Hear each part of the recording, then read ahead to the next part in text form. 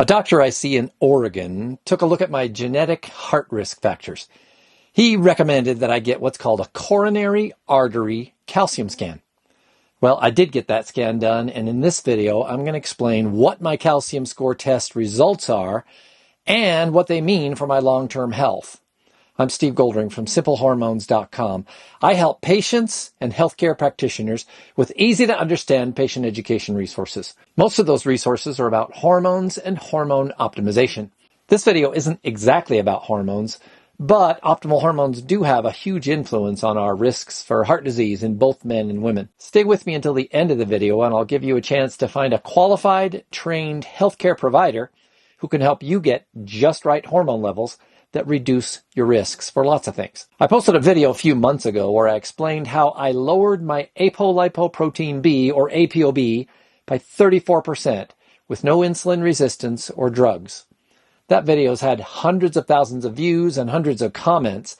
People are apparently pretty interested in heart risk, or at least my heart risk. Several people who watched the video encouraged me to get my calcium score done. I'd been planning on that, but I just hadn't gotten around to it yet. I found out from one of my YouTube commenters that a hospital maybe 10 minutes from me does coronary artery calcium scans. It costs about $80, so it's kind of a no-brainer. Holy Cross Hospital. I'm about to go inside and take my coronary artery calcium score.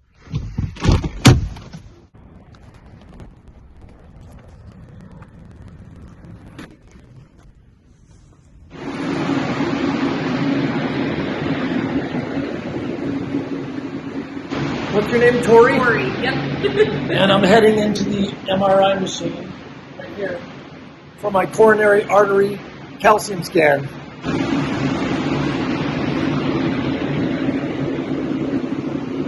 All right. Go ahead and lift your knees up. The radiologist emailed me a CT scan image of my heart. It was taken from above. The image that I'll show here shows some tiny little white areas. Those white areas indicate the presence of what are called calcified plaques. Plaques are places inside your arteries where the lining of the artery has a little bit of a thickening. Over time, those get hardened with calcium. It's kind of related to the idea of hardening of the arteries. All of us will eventually develop plaques. The most serious of these plaques are the ones in your coronary arteries. The coronary arteries are the small blood vessels that supply blood directly to the heart muscle. There are two main coronary arteries. The first is the right coronary artery. It supplies blood to the right side of the heart. That's the part of the heart that just pumps blood from the heart to the lungs, maybe 2 or 3 inches, not very far. The second artery is called the left main coronary artery, and it supplies blood to the left side of the heart. That's the part of the heart that pumps blood to the whole body, all the way from your brain down to your toes. The left main coronary artery is actually split into 2 sub-arteries. One of those is called the left anterior descending artery, or LAD for short. The LAD also has a nickname. It's earned the name the Widowmaker. It's called the Widowmaker because it's very common for that artery to get clogged. When your LAD gets clogged, a heart attack is seconds away. Chances are, if your LAD gets clogged, you're probably going to die from that heart attack. So the coronary artery calcium scan looks very closely at all the coronary arteries, but especially the LAD. That's the one artery that's most likely to develop plaques. And plaques in the LAD are the most likely ones to kill you. I was really hoping that my coronary artery calcium scan score would be 0, or at least single digits, 5 or 8. A 0 score means no indication of any plaque built up in your arteries.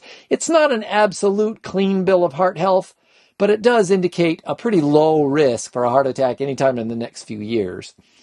So I was honestly a little disappointed that my coronary artery calcium score turned out to be 31.83. That puts me at about the 42nd percentile for heart risk based on my age. So 42% of men my age have a lower score, and about 58% of men my age would have a higher score. But it's not all that terribly high right now. Another thing to keep in mind about coronary artery calcium scans is that they only show calcified plaques. Those are plaques that have been around a while and that have been hardened with calcium. Calcified plaques are actually a little less dangerous than what are called soft plaques. Soft plaques are much more likely to break loose from the lining of the artery wall and cause a blood clot to travel along the artery to a narrower place where it can cause a clog and start a heart attack. Soft plaques don't show up on a coronary artery calcium scan. So the CAC is a very valuable tool, but it's not the final word on heart risk. The bottom line is my heart risk isn't zero. I am at risk for heart disease. We all are, especially as we get older, past 50, 60, 70. What I wanted to make sure of, though, is that my risk doesn't increase too fast. The calcium scan gives me a good baseline. I can repeat that test in a year or 2 years and see how my plaques are progressing. But there are 5 strategies that I'm implementing to help me prevent my coronary arteries, especially that LAD, from getting more plaques over time. Number 1, inflammation increases plaques. So I'm eating in a way that reduces overall body inflammation. C-reactive protein is one of the biomarkers that shows the extent of inflammation in my body. So I'm trying to keep my CRP as low as possible. Number 2, insulin resistance increases plaques. I'm looking to maintain insulin sensitivity and keeping a biomarker called HOMA-IR as low as possible. I take berberine. I eat a very low carbohydrate diet. I try to avoid snacking and eating within 3 hours of bedtime. I try to get 7 to 8 hours of sleep. Sometimes I can, sometimes not. All those things help me prevent blood glucose spikes and reduce my insulin levels. That helps me maintain insulin sensitivity, or said another way, reduce insulin resistance. Number 3, exercise decreases plaques. Certain types of strenuous exercise, like high-intensity interval training, or HIIT, may be helpful in reversing or at least slowing plaques. I'm not a big fan of HIIT. I prefer resistance training or weights, but I've reluctantly added at least some HIIT to my daily exercise routine. It's likely to help me avoid or possibly even reduce those plaques. Number 4, apolipoprotein B, or ApoB, increases heart risks. Well, even though a lot of people have commented on my video that ApoB doesn't increase heart risk, sorry, there's a growing consensus among doctors that it really does.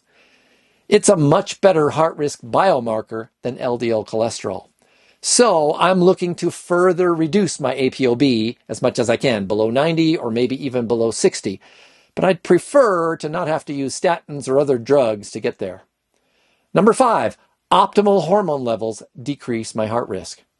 There's solid evidence that shows men with optimal testosterone have improved blood lipids and less cardiovascular risk. Women with optimal estradiol also have lower risk. Optimal testosterone also helps me get motivated to exercise and get more out of my workouts. Ask your healthcare provider about getting a coronary artery calcium scan done. It won't be covered on your insurance, but it's not all that expensive. It gives you a good idea of where your heart risk is before you get a clogged LAD that leads to one of those widowmaker heart attacks. If you'd like to see about getting your hormones optimized and reducing your heart risk at the same time, visit my website at simplehormones.com/referral. I'll see if I can connect you with a hormone optimization specialist in your area. I can't guarantee I know somebody near you, but I'll give it my best shot. If this video has been helpful at all, click the like and subscribe buttons and ding that little bell to make sure you don't miss when I post a new video. Thanks so much for watching, and I look forward to talking with you again next time.